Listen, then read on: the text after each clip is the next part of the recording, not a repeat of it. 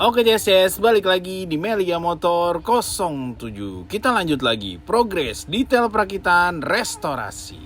Kali ini ada dari Suzuki Shogun FL 125 Shogun Fossil, kepunyaan Bapak Johan dari Bekasi. Alhamdulillah untuk Shogun Fossil ini sudah 40% perakitan ya. Untuk frame AC dan kaki-kaki sudah terpasang. Tinggal kita lanjut aja. Motor sangat berbeda dari before-nya. Pantengin terus di Melia Motor 07, akan jadi apa sepertinya unit ini. Jos, Ajib, CS.